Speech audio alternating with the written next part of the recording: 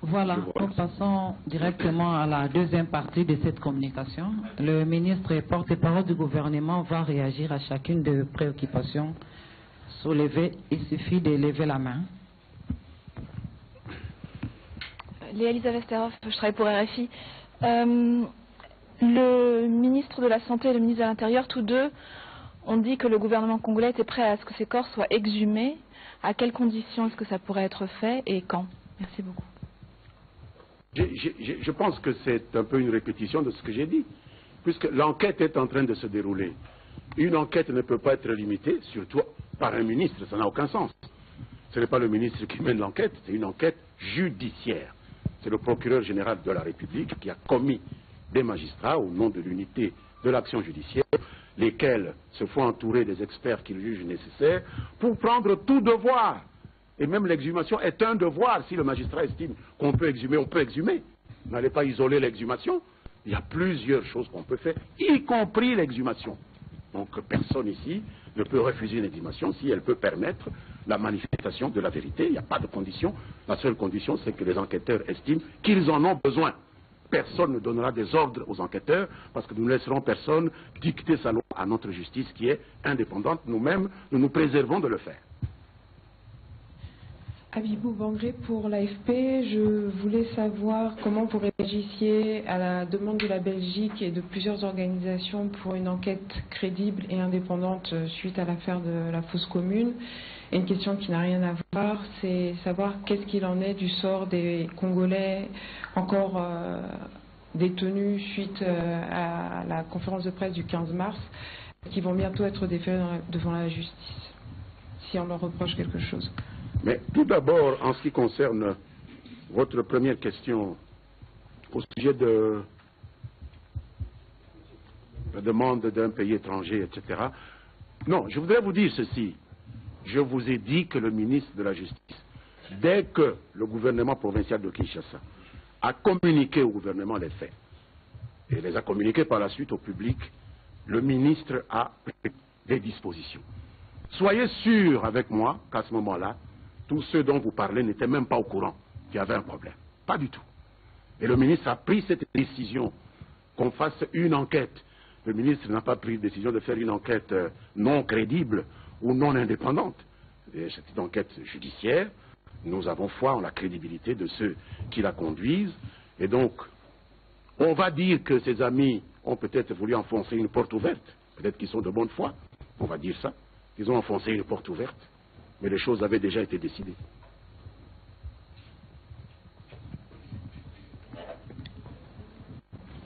Alors les militants, vous savez, il vaut mieux poser la question à la justice. À ma connaissance, ils sont déjà à la disposition de la justice. Il ne faut pas jouer avec les mots. Ils sont à la disposition de la justice.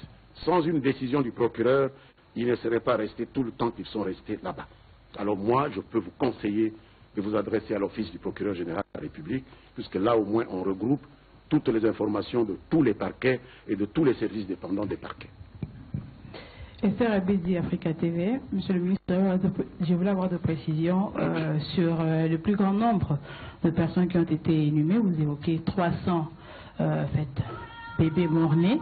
Est-ce qu'on peut dire à l'analyse que vous venez de faire sur le milieu des adolescents et autres que le gouvernement prend maintenant la mesure du besoin de la loi sur la santé de la reproduction ou la planification familiale et la contraception en faveur de jeunes devrait être prise en charge parce que la loi a été renvoyée à la Cour suprême pour avis sur la constitutionnalité depuis l'année passée.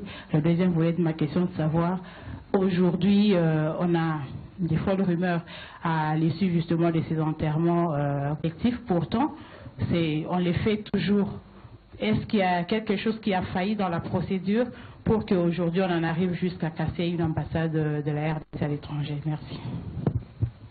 En ce qui concerne les enfants mineurs, vous dites bien que la loi est déjà fort avancée. La loi est déjà prise en charge par le système de contrôle constitutionnel. Ce n'est plus au niveau du gouvernement, ni au niveau des chambres parlementaires. Le Conseil constitutionnel, qui vient d'ailleurs de prendre ses pénates, va se prononcer là-dessus. Mais je ne pense pas qu'il s'agisse d'un problème de loi. Le gouvernement est convaincu qu'il s'agit d'un état d'esprit. nous aurons beau prévoir des mécanismes pour protéger ces jeunes, si dans les familles, si dans les écoles, il n'y a pas un état d'esprit qui leur fasse sentir que ce sont des choses qui arrivent, que ce n'est pas la fin de la vie, qu'elles doivent se sentir partie intégrante de la société, nous aurons toujours ces problèmes-là de bébés qui meurent, tués par leur mère, etc. Donc pendant que les législateurs font leur travail, nous, membres de la société, politiciens, société civile, faisons le nôtre. Arrêtons de nous considérer comme chargés simplement de distribuer des invectives. Il y a aussi des solutions de civilisation. Il y a des solutions de valeur que nous devons injecter dans notre société. C'est ce que j'ai voulu dire.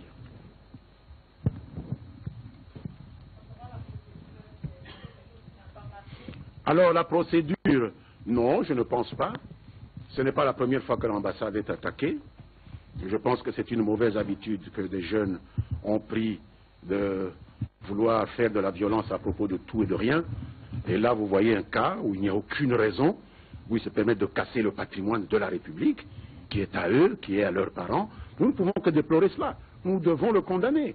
On ne peut pas justifier de tels comportements par je ne sais quelle procédure. Lorsqu'un terroriste frappe quelque part, on n'a pas à aller chercher des justifications. Vous savez, il faut condamner de telles pratiques qui nous font reculer. Voilà ce que nous en disons. John Mokengere pour le journal en ligne Atlantic News. Monsieur le ministre, pourquoi le gouvernement n'a pas pris au préalable le droit d'informer la population ou l'opinion publique pour éviter enfin cette escalade ici de critiques et de commentaires de tous bords? Le gouvernement n'a pas à trembler devant les commentaires. Qu'est-ce que c'est les commentaires? C'est des allégations.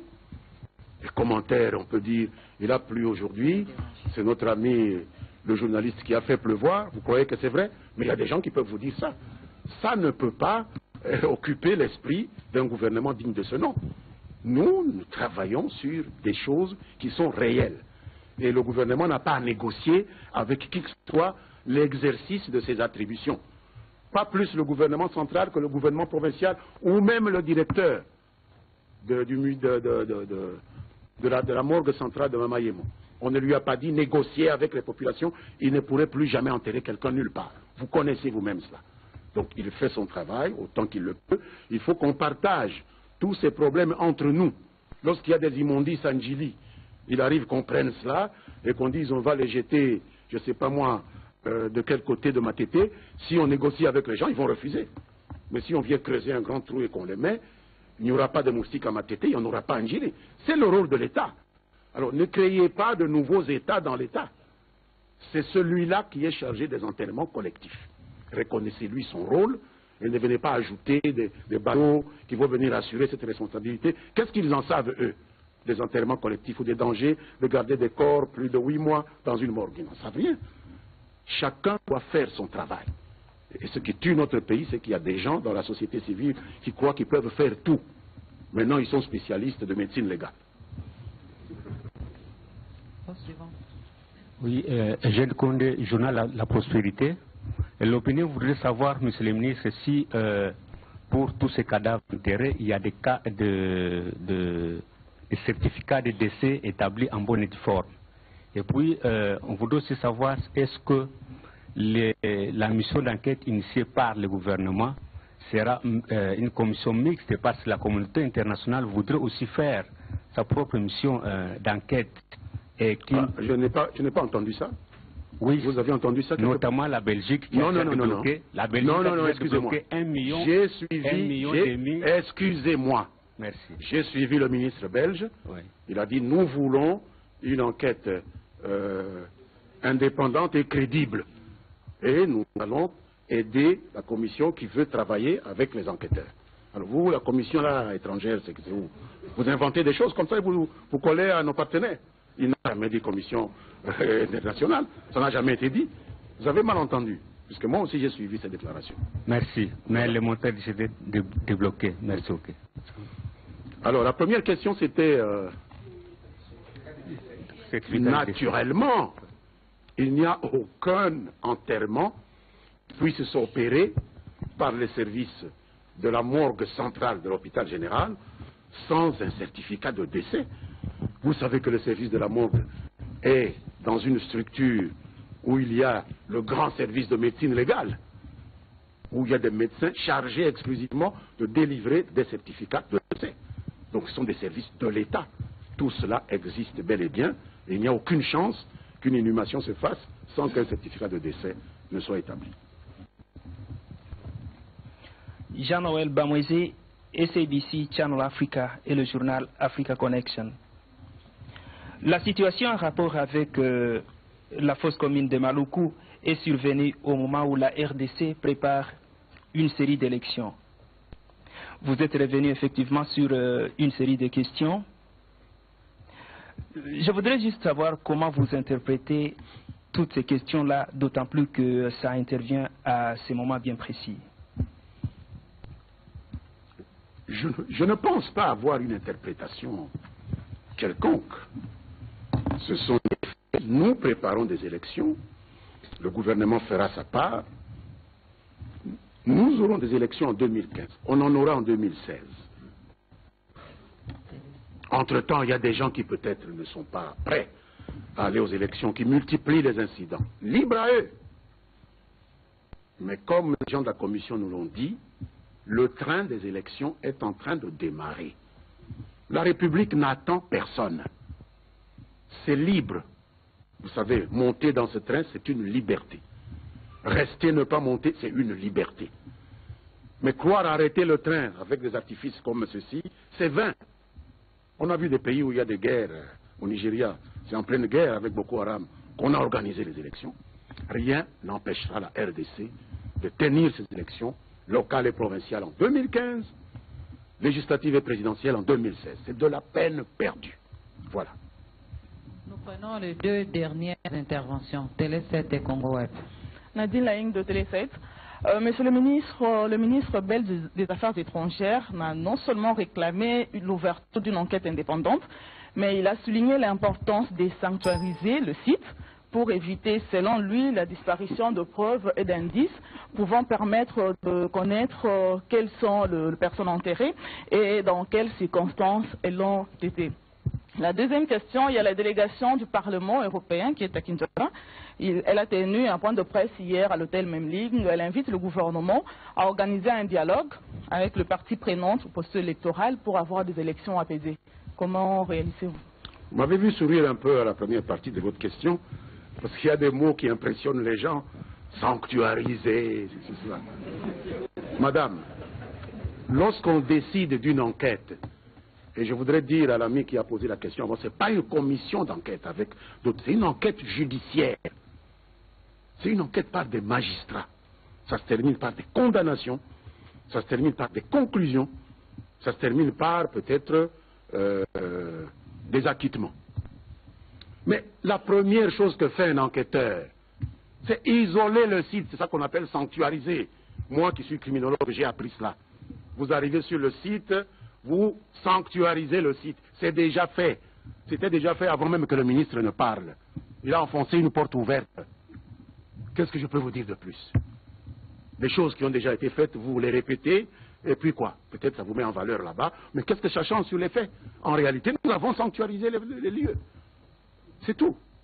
Qu'est-ce que vous voulez que je vous dise? Parce que ça vient de là, donc ça a une connotation différente. Sanctuariser, c'est empêcher les gens d'arriver sur le site pour ne pas corrompre les traces. C'est ce que les enquêteurs ont fait dès qu'ils ont été déployés, avant même que notre collègue, le ministre belge, ne parle.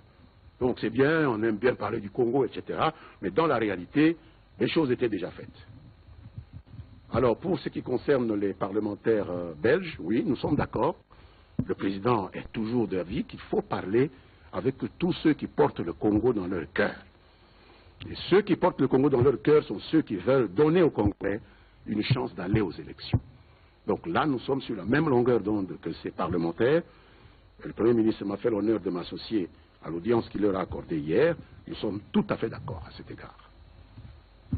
Élisée Odia, Congo Web Télévision, vous avez parlé de la responsabilité de la famille de moins en moins solidaire. la responsabilité de la société civile dans cette affaire de fosse commune et quelle est la responsabilité de l'État congolais par rapport à cette affaire. La deuxième question, je reviens sur la traque de FDLR. Vous êtes pratiquement, les FARDC sont les seuls à être sur les différents sites. Quels moyens dispose le gouvernement pour crédibiliser son bilan quand même assez élogieux? Et puis juste une dernière question par rapport à la TNT. On nous apprend que le report par rapport au passage a été ramené en 2020. Qu'est-ce qu'il en est exactement et comment la RDC se prépare? Est-ce qu'on va faire comme l'Afrique du Sud, se retirer compte tenu de difficultés? Ça fait beaucoup de questions à la fois. La première question, c'était... La responsabilité de l'État, puisque vous avez relevé la responsabilité. Nous avons dit ici que le gouvernement est prêt à engager sa responsabilité. Se donner la main avec une société civile responsable. Pas des gens qui viendront simplement pour nous asséner de noms de petits oiseaux et tout ça, et qui n'ont aucune idée de ce dont nous voulons parler. Raviver la flamme de la solidarité familiale. Nous avons dit que nous avons une responsabilité, mais que nous ne sommes pas seuls. Nous avons aussi agi en ce qui concerne les projets de loi dont on a rappelé qu'ils sont maintenant en contrôle de constitutionnalité sur la protection de l'enfance. Mais nous avons dit que c'est un problème de mentalité. C'est pourquoi le gouvernement a créé le ministère des valeurs, c'est-à-dire de l'initiation à la nouvelle citoyenneté. Mais seul le gouvernement avec son programme n'arrivera nulle part. Il faut que nous arrivions à nous fédérer, partis politiques, société civile, gouvernement, pour arriver à donner une autre image de ces jeunes filles, qui sont nos enfants, malgré le fait qu'elles soient enceintes. Pourquoi est-ce que devenir enceinte deviendrait un crime? Nous devons partager cela et essayer d'aider ces jeunes filles à garder le respect de soi, à ne pas être tentées de tuer le bébé qui leur apparaît comme la cause de tous les malheurs. Donc ce n'est pas que le gouvernement, mais c'est aussi le gouvernement. Deuxième question. Avant la TNT, il y avait une autre question. Le bilan est crédibilisé, vous savez. L'armée est droite dans ses bottes. Nous n'avons pas enregistré une résistance depuis que nous avons commencé. Nous n'avons pas enregistré de recul depuis que nous avons commencé. Nous avons amené à presque la moitié la neutralisation des forces négatives en 2 mois. Et donc nous pensons que dans les mois qui viennent, nous aurons de bonnes nouvelles. Donc nous n'avons pas nécessairement besoin d'être assistés comme d'aucuns l'auraient cru pour résoudre définitivement ce problème. Il sera résolu. Quant à la TNT, je ne peux pas confirmer cette information. Je sais pour ma part que Genève n'a pas accordé une prolongation. Et nous sommes en train de travailler pour que les Congolais puissent continuer à bénéficier de la télévision après la fin du mois de juin. Voilà ce que je peux dire. Voilà. Merci. Nous mettons un terme à cette communication et nous passons. Merci beaucoup, amis téléspectateurs. Vous avez suivi avec nous 1 heure de temps le point de presse du gouvernement fait par le ministre de la Communication, Lambert Mende Omalanga. Nous avions abordé beaucoup de sujets, nous avons supputé sur beaucoup de sujets, mais vous êtes rendu bien compte que le ministre Lambert Mende Omalanga n'a abordé que 2 sujets essentiels. Le premier sujet, c'est l'opération Sokola 2 que mène le FARDC, qui avait reçu l'ordre du chef de l'État, Joseph Kabila Kabange, et depuis ce temps, les FARDC sont en train de travailler seuls sur le terrain, et les résultats, vous avez suivi, Lambert Mende Omalanga vous a dit que